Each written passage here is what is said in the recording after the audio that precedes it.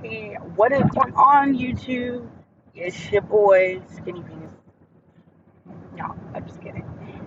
It's the Pudgy Penguin. Back at it again in 2020. Happy New Year, you guys, by the way. Um, so how was everybody's New Year's? Mine was interesting. Me and the husband went to Hot Springs to spend some time with my best friend, aka sister, and her new guy. And I have to say, it was very fun. Got to walk around town and everything like that, and it was just super fun. Just super, super fun. Um, Christmas was really good. The kids, oh my gosh, you guys, the kids were just so blessed with so much stuff, like clothes and everything, because since we don't have our own place yet and everything, I decided to tell everybody, hey, just get them clothes because they need them. And they had so many clothes that we had to literally take all the clothes that we had, you know, taken, that we didn't put in storage, and, you know, put those in storage so we could make room for all the new clothes. Oh yeah, and I totally did a thing. I'm doing the whole. I know the whole mermaid hair thing probably is like played out, but I haven't had a chance to try it yet. So yeah, suck it, America. Um, it's been a pretty good start to the new year and everything, and you know, things are pretty much about the same. You know, still living with my sister-in-law and everything like that, and making that work, and blah blah blah blah. But what I wanted to talk to you guys about, okay, so everybody knows about this whole Rkelly situation, right? Like, he's literally been indicted on like 10, 11 counts of, sexual misconduct or something like that, along the lines of that. And I've been watching the Lifetime, I've been waiting for the second part of the docu-series Surviving R. Kelly on Lifetime to come out. I literally had downloaded the Lifetime app just to watch it. And I finished with the last episode today. And just my, I'm just in such awe how people were. I never knew, like back in the 90s, how oblivious everybody was to all that he had done. Like, I mean, if some of y'all don't know who R. Kelly is, he's like the, I don't really even know what to say about him. He did the famous song. Like, if you ask your parents, your grandparents, or whatever like that, I'm pretty sure like at every wedding they play like "Step in the Name of Love" or something like that. At least the black weddings, I know. You know, but like he just, I mean, I like some of his music and everything like that, and I have some of his music on my iTunes and everything, and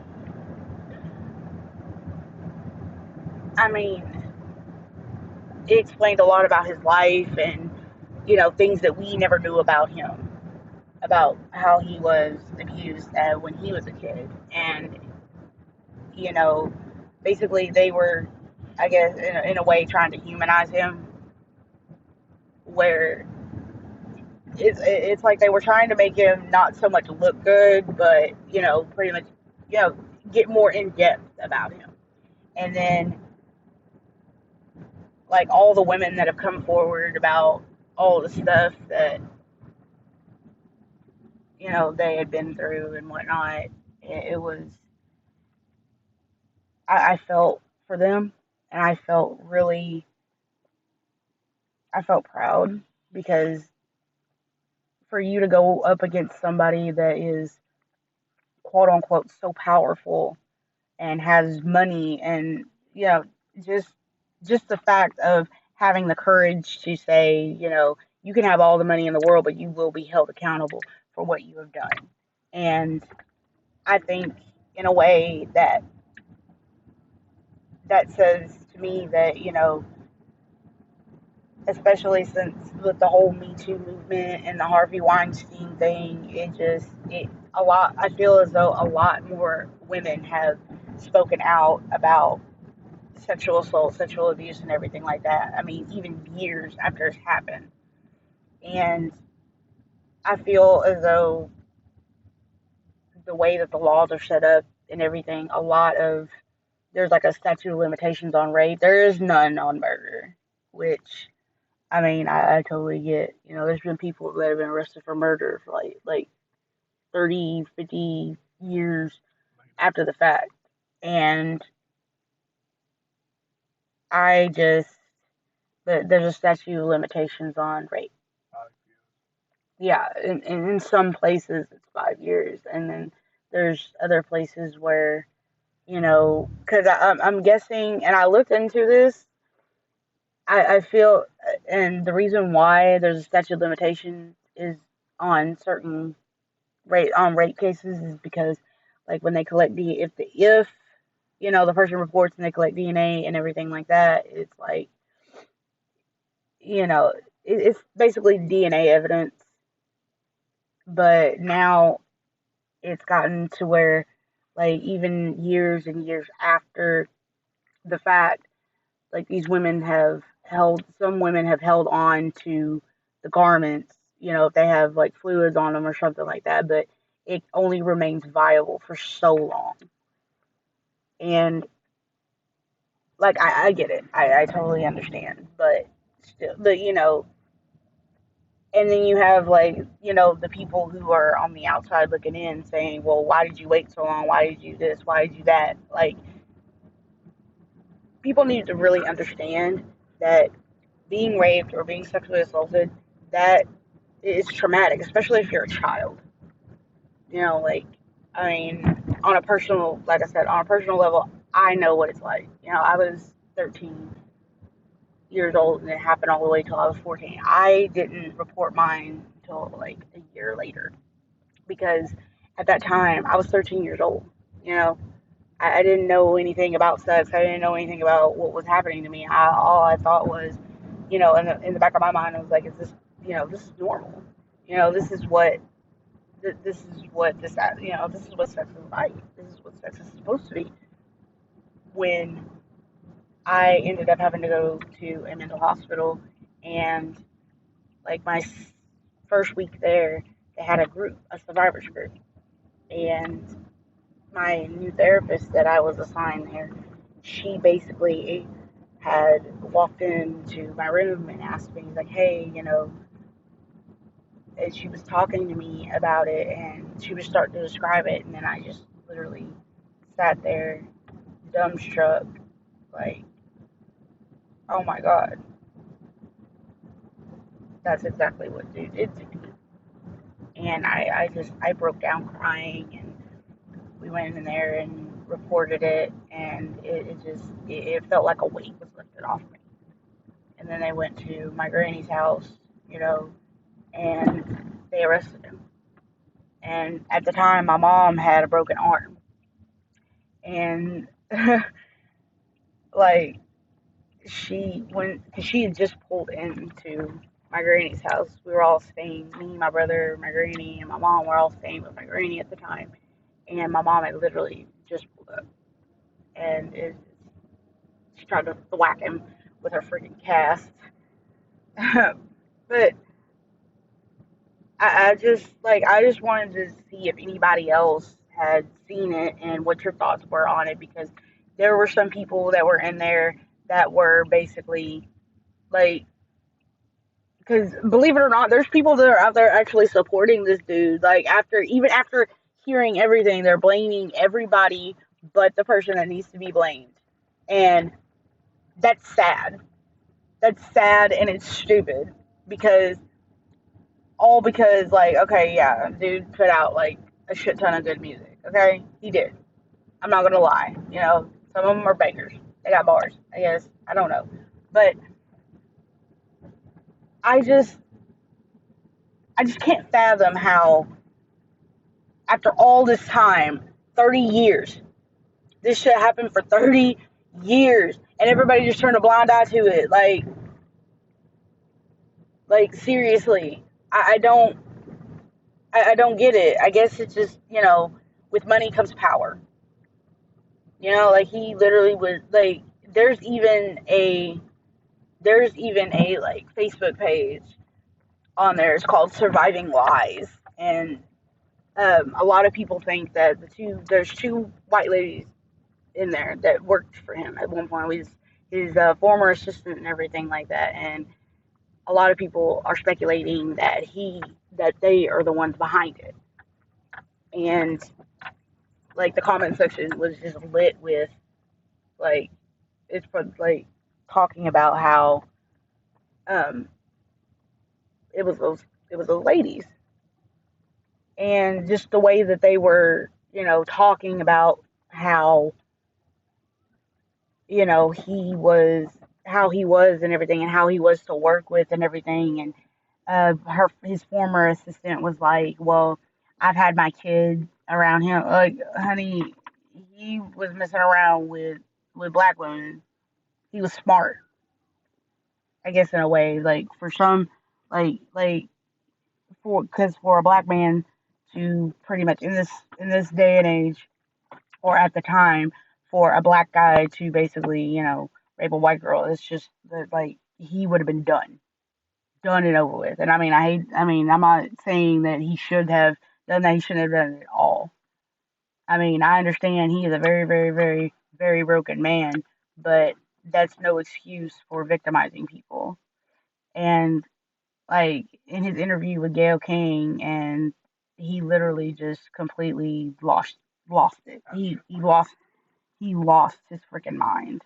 Like, real talk, lost his mind. And it was like everybody that watched it was all like, dude, he's putting on this big spectacle, because nobody believed it. Nobody believed that crap. He literally just was being so, like, I'm serious. Like, if you could go on YouTube or something and look it up, it's on there, and see for yourself, because dude literally was just like all the way up here for no, like you're sitting there. It's like he's sitting there basically just throwing a tantrum, and it only made him look more guilty for him to just go be so grandiose about it. And it's just so, I mean, it was laughable, and it just, oh my gosh, it laughable.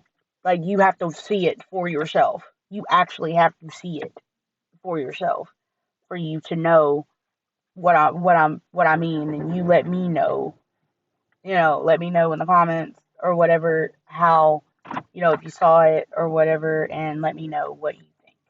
Because to me, if you're not guilty and everything like that, it's like, it's one of those things that I don't really get how.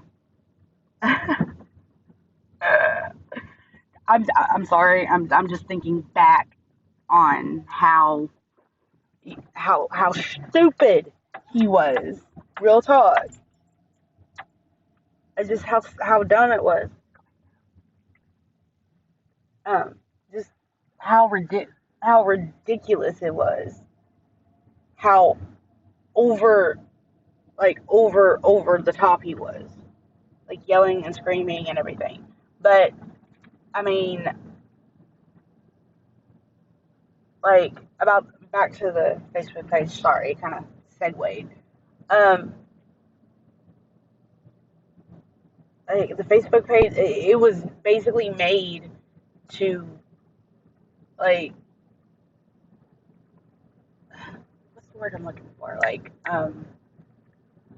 discredit. Yeah, discredit the people that are coming out. And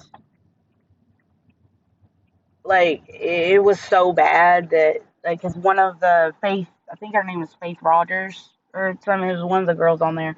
She said that uh her photos. Like, there's photos, and like this dude literally cataloged everything. He had videos, he had everything, photographs, and all of his staff, or his lackeys, as I like to call them, because what else are they? They're on the payroll and everything like that. So he's basically paying them to keep his dirty little secrets, and like pretty much just put it on this page. Whoever created this page had access to these photos, and they had a mugshot where one of them had gotten arrested a long time ago. It was just so irrelevant, and basically this whole page is about like don't believe them and stand by Rkelly and everything like that. And it's just like it's just so unbelievable how many people have this man's back, knowing full and well that he is a straight up predator. And like if you watch this video and you're a supporter of Rkelly, I mean, do you, boo boo? But I'm just saying, don't be dumb. Like, look at the facts. Like, there's evidence. Like, okay, like way back when they had shown the video of him peeing, yes, urinating on a 14-year-old girl. Like, he tried to blame his brother for that, and his brother was like, and he tried to pay his brother off. He's like, I'll get you a car, and that's mentioned also. Like, he's like, I'll get you a car. I'll do whatever. Just say that this was you. And his brother was just like, no way in hell, dude. No, there's no amount of money that will ever. I'm not taking, no, no, no. And like, I guess in a way, his brother felt like, he said, he even said, like, my mama would turn over in her grave right now if she knew that he tried to do that. And just, he needs to take responsibility. And that's what a lot of the victims, when they came out and everything, they said he needs to take responsibility for this. And then those two girls, Joycelyn Savage and Ariel Cleary, the one, they're still all on the, Rkelly train and everything like that, and they're still with him, and their parents are desperately trying to get in contact with them, and it's like Rkelly is mediating everything and pretty much telling them what to say and what not to say. And that is just the most ridiculous crap I've ever heard. Like, it breaks my heart that, they're that bad into Stockholm Syndrome. Like, it's Stockholm Syndrome, really. And for those of you who don't know what that is, Stockholm Syndrome is basically like you fall in love with your abductor after so many years of, it's like over a period of time, you become submissive. Like, you've been submissive for so long and everything, and like your captor, they basically are, it's brainwashing. That's like a Patty Hearst situation, It's something that could take either a few months to a couple years. Yeah, it's like you're so broken down that in essence you are depending on your kidnapper to keep you alive. Like they basically indoctrinate you. Like, nobody cares about you. Nobody misses you, or you're not gonna, you won't survive without me. And like, because I was watching the infographics show, I subscribed to them, and they actually did a video about it. And basically, what it is like, when somebody is kidnapped or held, captive for an extended period of time, over time, it's like, they get, they get beat and hurt and everything, raped or whatnot. But it's that period of time when it's at that period of time where, they're not being violent. They're actually being and everything like that. And, the person, the cat, the person who, the victim, they basically see that as an act of kindness. Like, today I didn't get beat or hurt or anything like that. So, they must really care about me, and they pretty much empathize with their captor. And slowly, as time goes on, the longer and longer they're with them, the more susceptible they are to believe that, you know, I really need to, you know, I care about this person. I need to, I don't know what's going on out there. So, and you basically believe everything that they tell you. And it's just a big mess, and like I said, I feel for these women because, like I said, I've been in that situation, and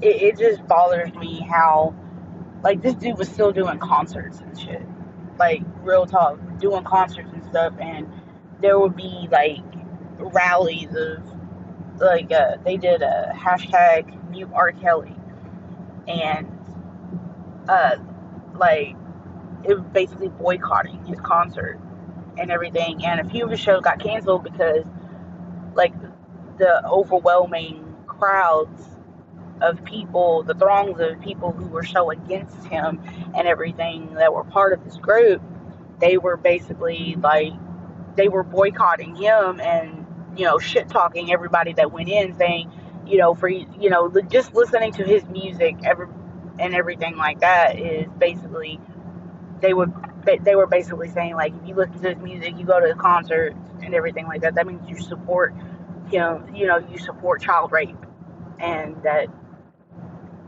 that, and that, you're just as bad as him for you to, like, the things that these women had went through after they came out publicly about all of this. It was just one of the women, I think Sharonda, I think her name is, um, she was shopping at a store with her two daughters, and, like, there was a, like, the woman that was pretty much checking out her purchases and everything. She recognized her from the first documentary, and everything like that about.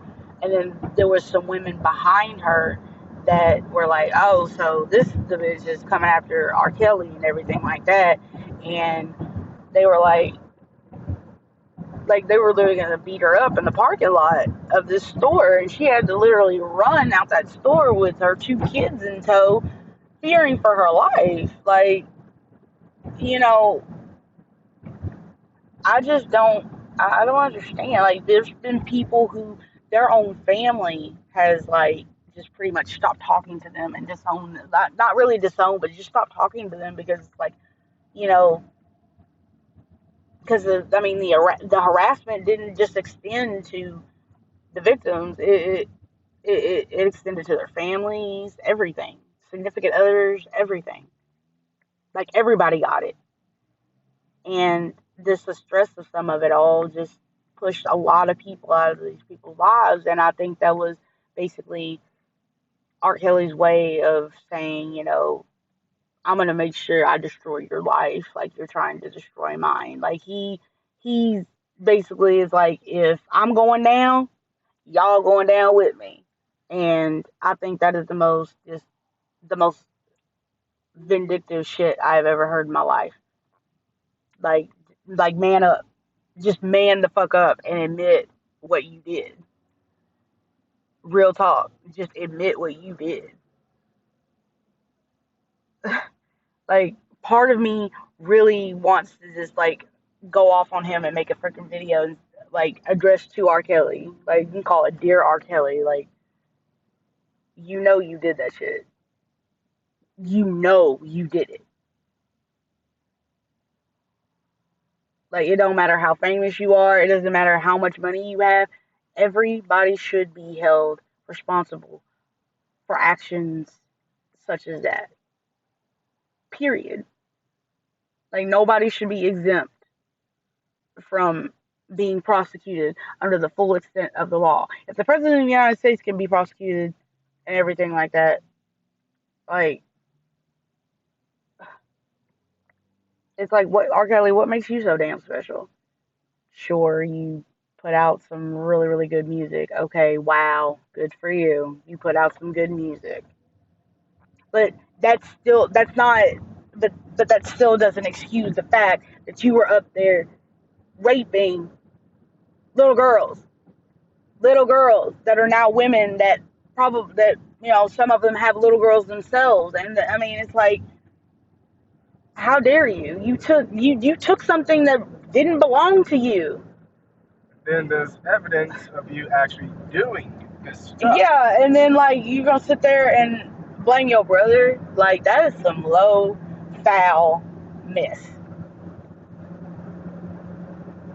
Foul. Like in all honesty, if I was his brother, I would have man, I would have beat his ass right then and there. Like dude, even his brother explained the situation. Like R. Kelly had his brother meet him at his house and told him to jump in the swimming pool with his clothes on because he didn't know if he was wearing a wire or not.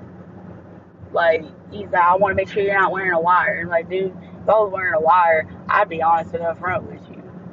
Like, real talk. And he was just so open about everything that he did. Like, there would be people around, you know, where he lived. Like, it was like a revolving door. He had staff and managers and publicists, everything, personal assistants, everything. Like they would all see this shit go down, and they just didn't say anything because fear of losing their job or retaliation on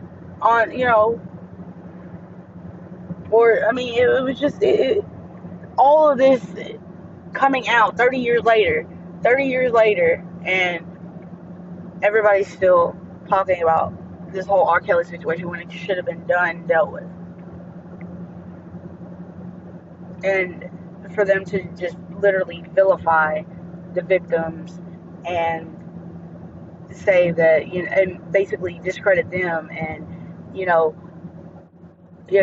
dig into their lives trying to say, hey, well, I mean, well, she did this, she did that. Like, okay, so the past is in the past, and if anybody sits there and actually, because there was like actually a million people on that thing that like that page, and I'm just like, that's like the 1 million idiots of the world that just, I mean, I guess they're, his music is just so important and that he's such a good person that you know they just don't want to believe it.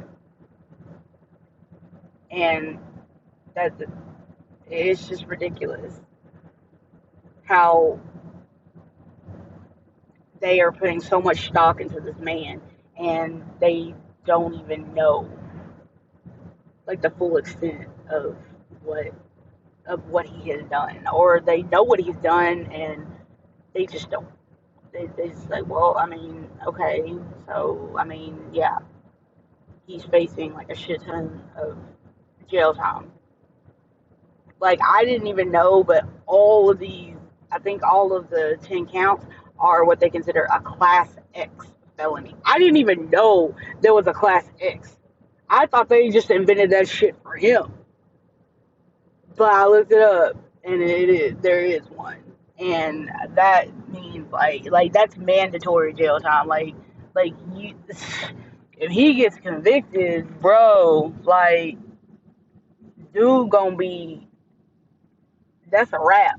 He can't negotiate. There is no deals. There is no nothing. You will go straight to jail. Do not collect $200. Not known as class 10 felony. No, no, no, no. Like there's letters.